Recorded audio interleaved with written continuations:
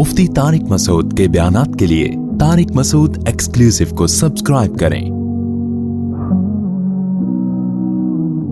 Tariq Masood exclusive.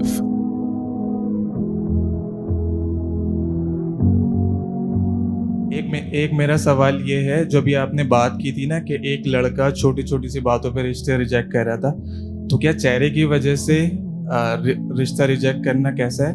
और दूसरा ये है कि अगर आपकी किसी ऐसी लड़की से शादी हो रही हो जो कि मॉडर्न हो, लेकिन आपके उसके साथ पहले से रिलेशन हो, और वो इस पर एग्री हो कि शादी के बाद मैं यानी कि पर्दा वगैरह कर लूँगी और मतलब दीन सीखने की कोशिश करूँगी, तो इस पर कैसा है? और दूसरा ये है कि बगैर किसी उस्ताद के गाइडेंस के कुरान करीम का तर्जुमा पढ़ना कैसा?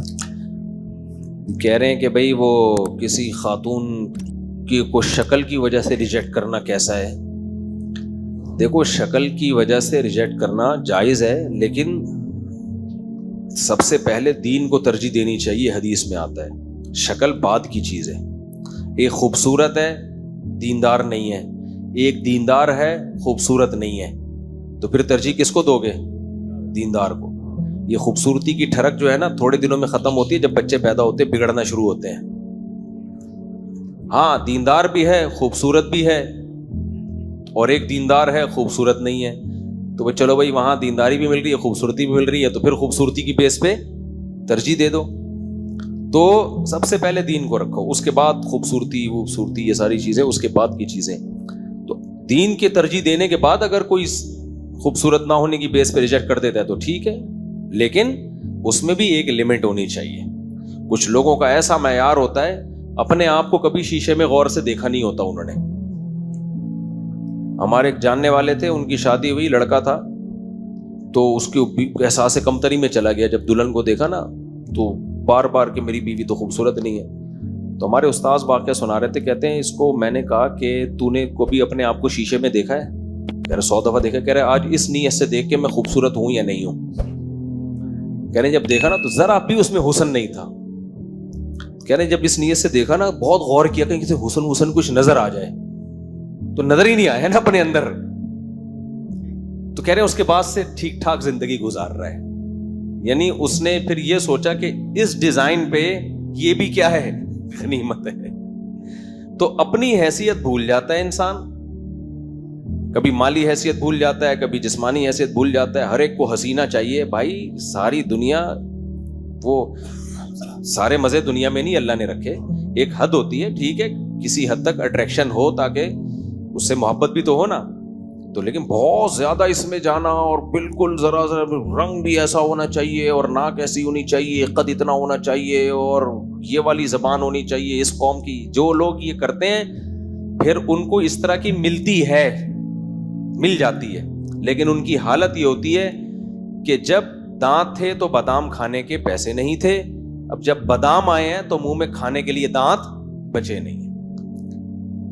तो मिल तो गई हसीना, लेकिन खुद अब इतनी उम्र हो गई है कि अब वो बुढ़ापे की तरफ जाना शुरू हो गए। बच्चे बुढ़ापे में पैदा हो रहे हैं, तो हर चीज की एक हद होती है यार। मिल जाए, अट्रैक्शन लगे तो बस अल्लाह का नाम लेके कर लो। और फिर ये समझो अल्लाह के इल्म में मेरे लिए इससे खूबसूरत दुनिया में थी नहीं, वही बंदा खुश रह सकता है। और जो कंपटीशन में लग गया ना, अबे फलाने की बीवी देखो, फलाने की देखो, तो कंपटीशन की तो कोई हद नहीं है भाई। फिर तो लगेगी नहीं कोई हसीना। आप एक से एक बढ़कर मार्केट में वो फिर औरतें गुस्सा करती है, हमें क्या बोल रही है। मैं अमेरिका भी गया ना, एक कॉलोनी मैंने देखी इतनी खूबसूरत, मैंने कभी जिंदगी में नहीं देखी इतनी खूबसूरत कॉलोनी यार। तो मैं बड़ा हैरान, मैंने कहा इससे भी कोई खूबसूरत इलाका हो सकता है? दूसरे इलाके में वो उससे भी ज्यादा खूबसूरत। हम कहते हैं ना जन्नत कितनी खूबसूरत होगी, भाई जब देखेंगे ना तो हम कहेंगे भाई ये तो बहुत खूबसूरत जन्नत है। और हदीस में आता है कि जो ऊपर की जन्नत होगी ना, जो वो उससे भी ज्यादा खूबसूरत होगी। तो ये खूबसूरती की कोई इंतहा नहीं है। यूसुफ अलैहिस्सलाम इतने खूबसूरत थे कि आधा हुस्न अकेला यूसुफ अलैहिस्सलाम को दिया गया था। तो अगर कंपटीशन में लग गए ना, बाकी लोग कहते हैं अमेरिका की खूबसूरती की तारीफ कर रहा हूं, इतने खूबसूरत घर के बाहर से खूबसूरत है, अंदर की सूरत हाल थोड़ी तुम्हें बता रहा हूं मैं। घरों की अंदर भी मैं गया हूं, घरों में अंदर जाओगे आदमी कहेगा बाहर ही अच्छा था मैं। اتنی وحشت ہے نا, اتنی. بڈھا ہوگا بیچارہ, پڑا ہوا ہوگا, کوئی پوچھنے والا نہیں, یا بڈھی ہوگی.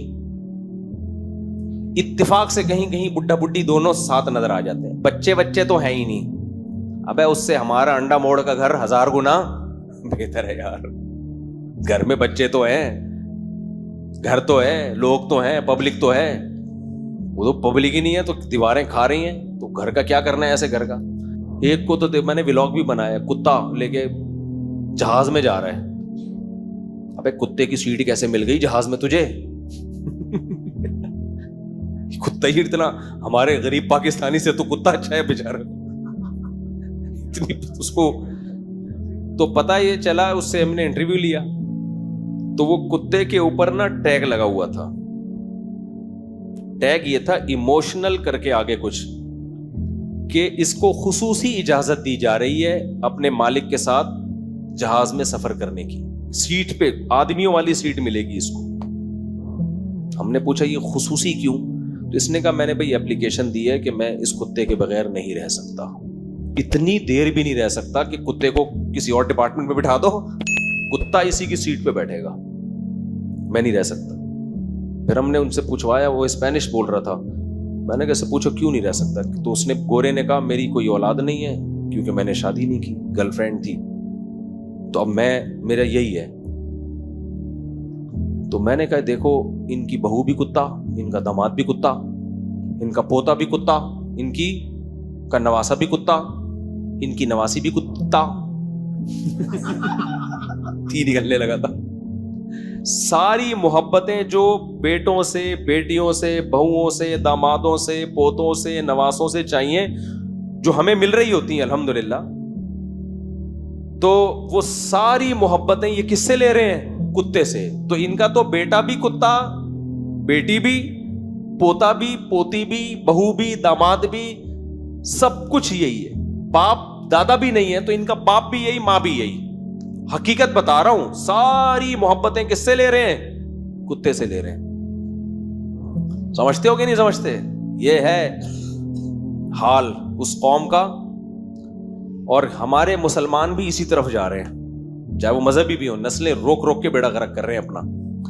تو یہ خوب سمجھ لو کہ یہ جو نسل روکی نا تو انجام. اچھا میں جب یہ وحشیانہ منظر دیکھ رہا ہوں وہاں پہ کہ یار یہ حشر ہے, اچانک فیس بک پہ کلپ آیا پاکستانی کسی اسکالر کا, وہ پوڈ کاسٹ میں نا, ڈاکٹر تھا کوئی, سوری اسکالر نہیں, ڈاکٹر لوگوں کو ترغیب دے رہا ہے, دیکھیں نسل روکنا بہت ضروری ہے. ایکچولی اس غربت مہنگائی میں بے لگام بچے نہیں ہونے چاہیے. ایکچولی خواتین پہ ظلم ہے کہ وہ آپریشن کروائیں, مردوں کو نسبندی کرنی چاہیے. میں نے کہا اصل کتا تو وہ نہیں بلکہ یہ ہے, جو یہ حالات دیکھ کے بھی کم وقتوں کو عبرت حاصل نہیں ہو رہی ہے. تو میں نے اپنے ایک دوست ہیں لاہور میں, ان کو بھیجا. میں نے کہا یہ نمونے پتہ نہیں کہاں سے پیدا ہو گئے جاتے ہیں یار, جو ان حالات کو دیکھ کے بھی ان کو عبرت نہیں ہو رہی. وہی حشر جو ان کا ہوا چاہتے ہیں کہ ہمارے, کہہ رہے ہیں مرد کو چاہیے نسبندی کرا کے رکھے. تو انہوں نے بڑا اچھا جواب دیا. انہوں نے کہا اس کے ابا نسبندی کرانے بھول گئے تھے تو ایسے نمونے پیدا ہوتے ہیں. اس کا باپ یہ اگر نسبندی کرا لیتا تو یہ نمونہ پیدا نہیں ہوتا. تو یہ نمونے ہیں جو تمہیں بیڑا غرق کر رہے ہیں. ایک صاحب ہم ملے مجھے چند دن پہلے, حالانکہ اچھے بھلے نمازی ٹائپ کے آدمی ہیں, دیندار فیملی سے تعلق ہے. مجھے کہنے لگے دیکھیں مفتی صاحب ایکچولی میں تو اسی کا قائل ہوں کہ بچے نا اپنی آمدن دیکھ کے ہونے چاہیے, یہ نہیں کہ آمدن ہے نہیں بچے آئے جا رہے. تو میں نے کہا کہ چلے ایسا کرتے ہیں, آپ ایک اچھا میں ان کو بتا رہا ہوں کہ جاپان میں بڈھی عورت کے واقعہ ہوا کہ مر گئی, لاش سے پتا چلا ہے, بدبو سے پتا چلا ہے کوئی مر گئی ہے. یہ نسل روکنے کے نتائج ہیں.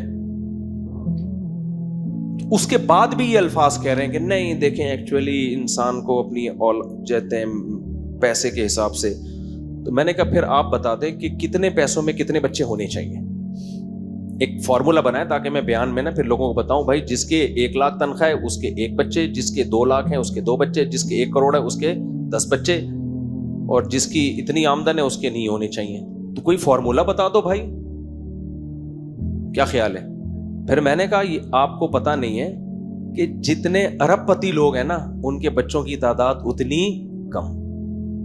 یہ نفسیاتی بیماری ہے, یہ جو ہے نا ایک دماغی بیماری ہے کہ بچے ہو جائیں گے, کھائیں گے کہاں سے, یہ نفسیاتی مرض ہے جو اللہ پہ توکل نہ کرنے کے نتیجے میں پیدا ہوتا ہے. یہ کوئی فلسفہ نہیں ہے, فلسفہ ہوتا تو پھر بتا دیتے.